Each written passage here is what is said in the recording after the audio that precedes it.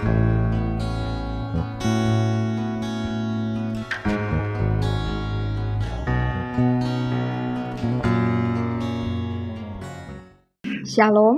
saudaraku yang dikasihi dan diberkati Tuhan. Hari ini kita berada di hari ke-73 dalam program Gerakan Membaca Alkitab. Sebelum kita membaca Alkitab, marilah kita berdoa. Segala pujian, hormat, dan syukur kami persembahkan kepadamu ya Tuhan, yang berkenan menuntun kami boleh ada di hari ke-73 dalam Gerakan Membaca Alkitab. Tuntunlah kami, supaya dalam membaca Alkitab di hari ini, kami sungguh-sungguh dapat memahami maksud dan kehendak Tuhan. Dan firman Tuhan ini akan meneguhkan iman kami, memampukan kami untuk hidup melakukan firman. Dalam nama Tuhan Yesus kami berdoa. Amin. Saudaraku, mari kita membaca bagian Alkitab di hari ke-73 dalam kitab Yosua pasal 20 sampai 22. Demikian bunyi firman Tuhan. Berfirmanlah Tuhan kepada Yosua demikian. Katakanlah kepada orang Israel begini, tentukanlah bagimu kota-kota perlindungan yang telah kusebutkan kepadamu dengan perantaraan Musa, supaya siapa yang membunuh seseorang dengan tidak sengaja, dengan tidak ada niat lebih dahulu, dapat melarikan diri ke sana, sehingga kota-kota itu menjadi tempat perlindungan bagimu terhadap penuntut tebusan darah. Apabila ia melarikan diri ke salah satu kota tadi, maka haruslah ia tinggal berdiri di depan pintu gerbang kota dan memberitahukan perkaranya kepada para tua-tua kota. Mereka harus menerima dia dalam kota itu dan memberikan tempat kepadanya, dan ia akan diam pada mereka. Apabila penuntut tebusan darah itu mengejar dia, pembunuh itu tidak akan diserahkan mereka ke dalam tangannya, sebab ia telah membunuh sesamanya manusia dengan tidak ada niat lebih dahulu dan dengan tidak menaruh benci kepadanya lebih dahulu. Ia harus tetap diam di kota itu sampai ia dihadapkan kepada rapat jemaah untuk diadili, sampai imam besar yang ada pada waktu itu mati. Maka barulah pembunuh itu boleh pulang ke kotanya dan ke rumahnya, ke kota dari mana ia melarikan diri. Lalu orang Israel mengkhususkan sebagai kota perlindungan Kedes di Galilea, di pegunungan Naftali dan Sikem, di pegunungan Efraim, dan Kiryat Arba, itulah Hebron, di pegunungan Yehuda. Dan di seberang sungai Yordan, di sebelah timur Yeriko, mereka menentukan Beser di padang gurun, di dataran tinggi dari suku Ruben, dan Ramot di Gilead dari suku Gad, dan Golan di Basan dari suku Manasye. Itulah kota-kota yang ditetapkan bagi semua orang Israel dan bagi pendatang-pendatang yang ada di tengah-tengah mereka, supaya setiap orang yang membunuh seseorang dengan tidak sengaja dapat melarikan diri ke sana dan jangan mati dibunuh oleh tangan penuntut tebusan darah sebelum ia dihadapkan kepada rapat jemaah. Kemudian datanglah para kepala kaum keluarga orang Lewi menghadap Imam Eleazar, menghadap Yosua bin Nun, dan menghadap para kepala kaum keluarga di antara suku-suku orang Israel. Dan berkata kepada mereka di Silo di tanah Kanaan demikian, Tuhan telah memerintahkan dengan perantaran Musa supaya diberikan kepada kami kota-kota untuk didiami dan tanah-tanah penggembalaannya untuk ternak kami. Lalu orang Israel memberikan dari milik pusaka mereka kota-kota yang berikut dengan tanah-tanah penggembalaannya kepada orang Lewi seperti yang dititahkan Tuhan. Lalu keluarlah undian bagi kaum-kaum orang Kehat.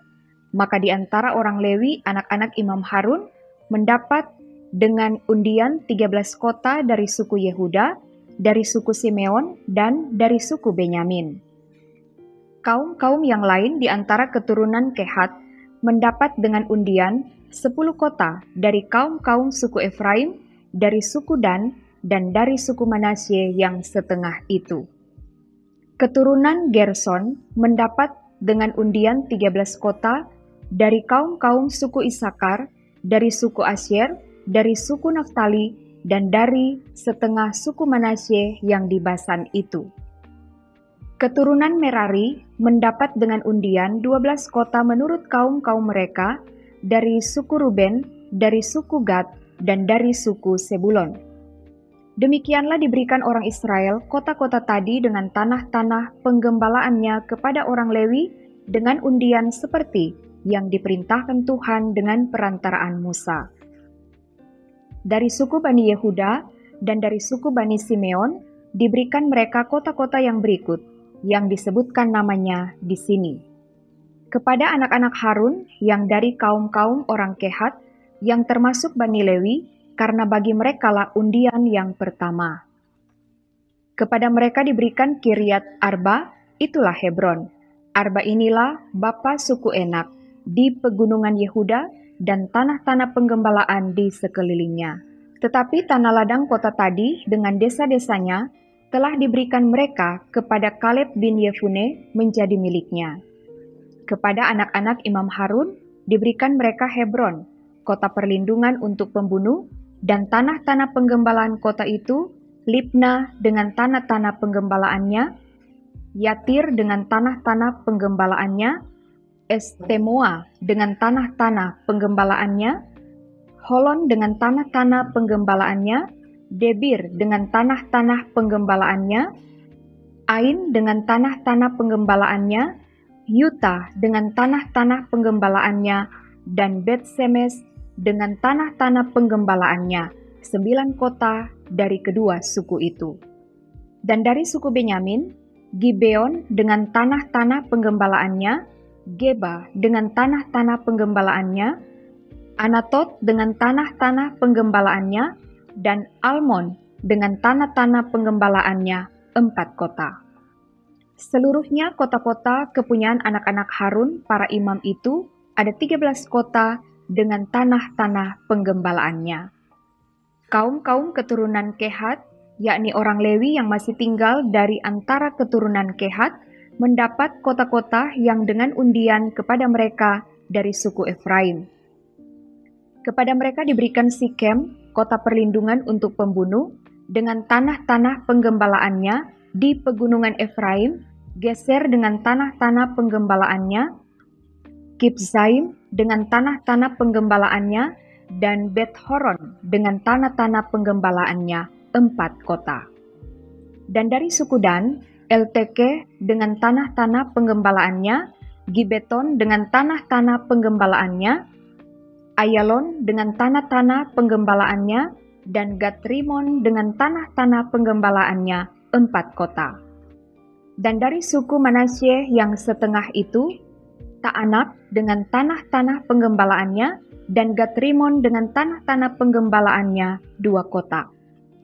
Seluruhnya kota-kota itu ada 10, dengan tanah-tanah penggembalaannya ditentukan bagi kaum-kaum yang masih tinggal dari antara keturunan Kehat.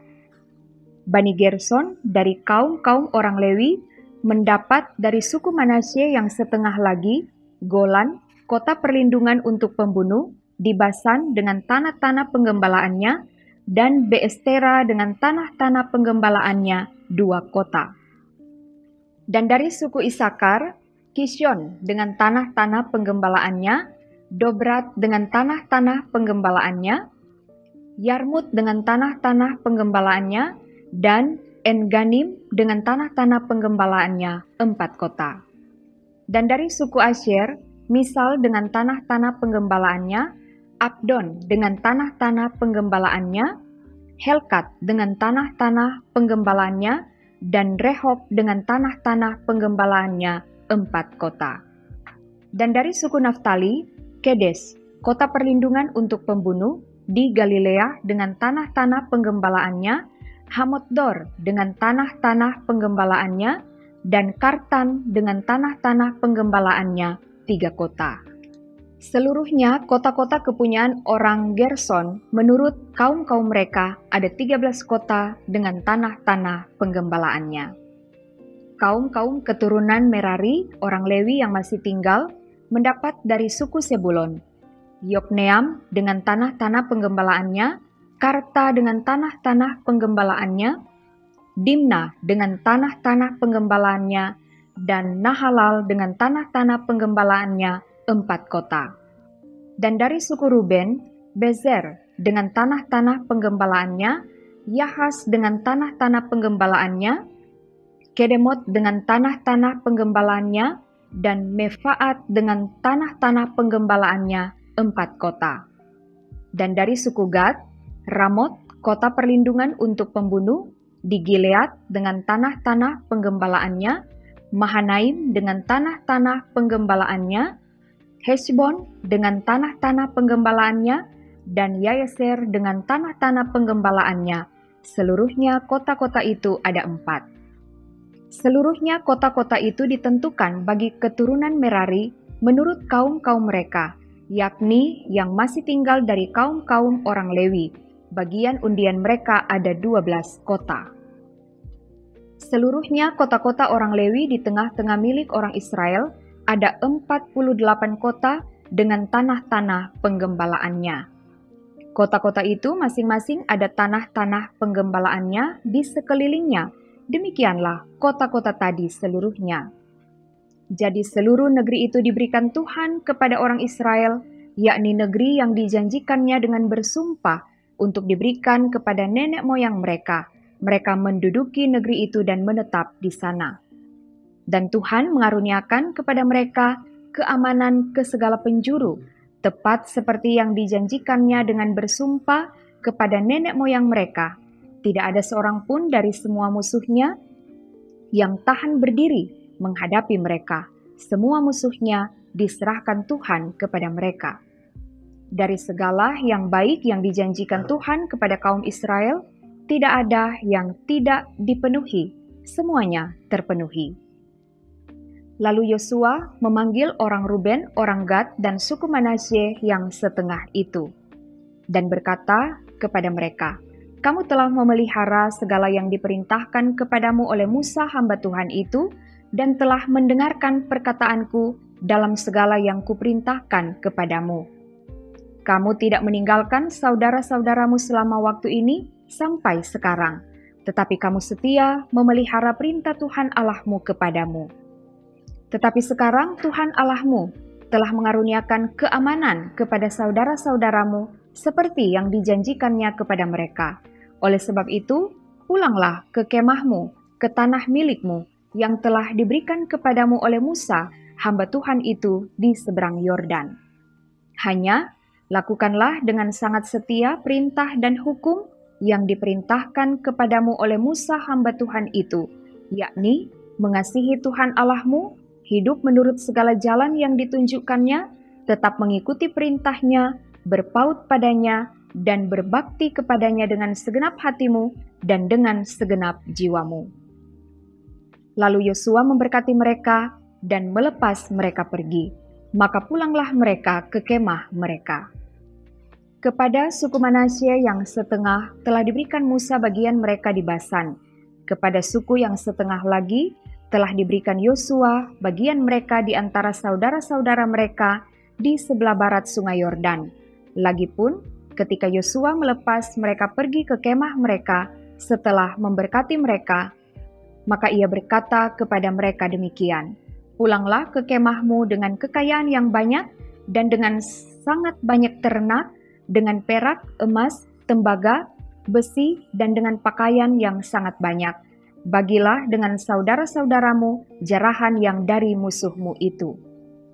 Maka pulanglah Bani Ruben, Bani Gad, dan suku Manasye yang setengah itu, dan mereka pergi meninggalkan orang Israel, keluar dari Silo di tanah Kanaan untuk pergi ke tanah Gilead, tanah milik mereka yang didiami mereka sesuai dengan titah Tuhan dengan perantaraan Musa.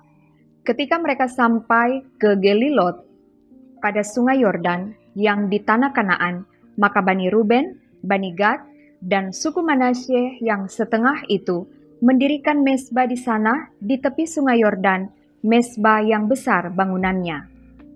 Lalu terdengarlah oleh orang Israel itu cakap orang, "Telah didirikan mezbah oleh Bani Ruben, Bani Gad, dan suku Manasye yang setengah itu. Mezbah menghadap ke tanah Kanaan di Gelilot pada sungai Yordan di sebelah wilayah orang Israel. Ketika hal itu terdengar oleh orang Israel, berkumpullah segenap umat Israel di Silo untuk maju memerangi mereka. Kemudian orang Israel mengutus kepada Bani Ruben, kepada Bani Gad, dan kepada suku Manasye yang setengah itu ke tanah Gilead, Imam Pinehas bin Eleazar, dan bersama-sama dengan dia 10 pemimpin, yakni seorang pemimpin kaum keluarga sebagai wakil tiap-tiap suku Israel. Masing-masing mereka itu kepala kaum keluarganya di antara kaum-kaum orang Israel. Setelah mereka sampai kepada Bani Ruben, kepada Bani Gad, dan kepada suku Manasye yang setengah itu di tanah Gilead, berkatalah mereka kepada orang-orang itu demikian. Beginilah kata segenap umat Tuhan, apa macam perbuatanmu yang tidak setia ini terhadap Allah Israel dengan sekarang berbalik daripada Tuhan dan mendirikan mezbah bagimu, dengan demikian memberontak terhadap Tuhan pada hari ini? Belum cukupkah bagi kita noda yang di Peor itu, yang daripadanya kita belum mentahirkan diri sampai hari ini, dan yang menyebabkan umat Tuhan kena tula, sehingga kamu berbalik pula sekarang ini membelakangi Tuhan? Jika kamu hari ini memberontak terhadap Tuhan, maka besok ia akan murka kepada segenap umat Israel. Akan tetapi, jika sekiranya tanah milikmu itu najis, marilah menyeberang ke tanah milik Tuhan, tempat kedudukan kemah suci Tuhan, dan menetaplah di tengah-tengah kami. Tetapi janganlah memberontak terhadap Tuhan, dan janganlah memberontak terhadap kami, dengan mendirikan mezbah bagimu sendiri, selain dari mezbah Tuhan Allah kita. Ketika Akan bin Zerah berubah setia dengan mengambil barang-barang yang dikhususkan, bukankah segenap umat Israel kena murka? Bukan orang itu saja yang mati karena dosanya. Lalu jawab Bani Ruben, Bani Gad, dan suku Manasye yang setengah itu, katanya kepada para kepala kaum-kaum orang Israel, Allah segala Allah, Tuhan Allah segala Allah, Tuhan, dialah yang mengetahui, dan patutlah orang Israel mengetahuinya juga.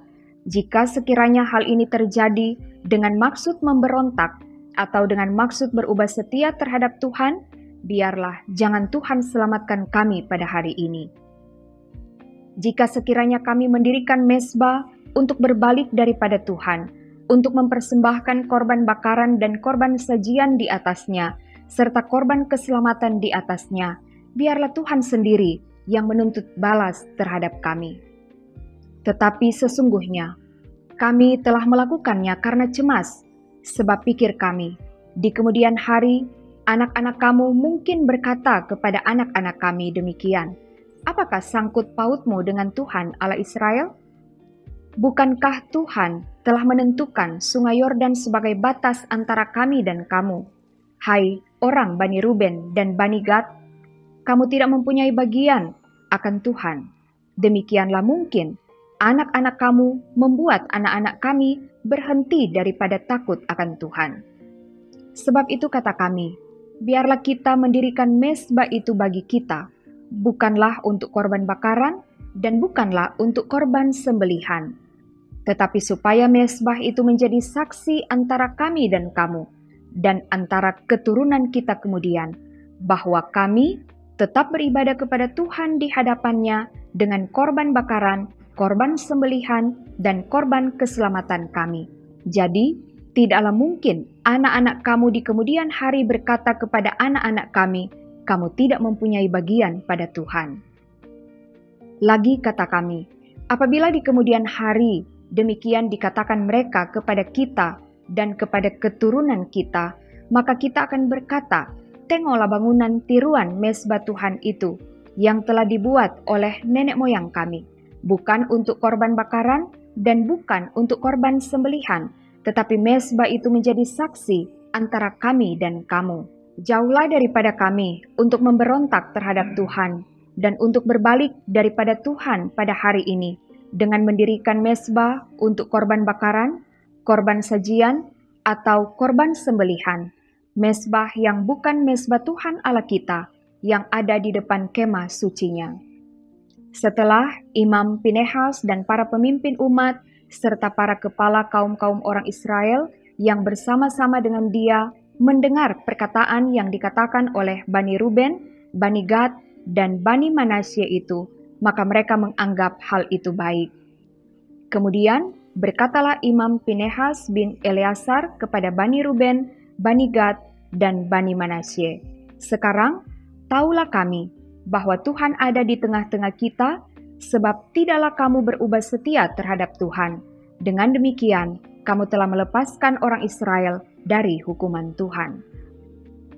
Sesudah itu Imam Pinehas bin Eleazar serta para pemimpin itu meninggalkan Bani Ruben dan Bani Gad di tanah Gilead, pulang ke Kanaan kepada orang Israel, lalu disampaikanlah berita itu kepada mereka. Hal itu dipandang baik oleh orang Israel, sehingga orang Israel memuji Allah dan tidak lagi berkata hendak maju memerangi mereka untuk memusnahkan negeri yang didiami Bani Ruben dan Bani Gad itu. Dan Bani Ruben dan Bani Gad menamai mezbah itu saksi, karena inilah saksi antara kita bahwa Tuhan itulah Allah. Demikian pembacaan Alkitab, mari kita berdoa. Terima kasih ya Tuhan, Engkau menuntun kami ketika membaca bagian Alkitab di hari ini. Biarlah Tuhan akan selalu berkati kami semua yang tetap setia dan tekun untuk membaca Alkitab setiap hari. Tuhan berkenan memberkati kehidupan setiap pribadi, setiap keluarga. Tuhan berkati tugas pekerjaan, segala rencana harapan-harapan dalam kehidupan kami. Ini kami Tuhan yang berdoa, bermohon sambil mengucap syukur hanya di dalam nama Tuhan Yesus. Amin. Saudaraku, demikianlah pembacaan Alkitab di hari ke-73. Terima kasih telah bersama-sama membaca Alkitab di hari ini. Tuhan Yesus memberkati. Shalom.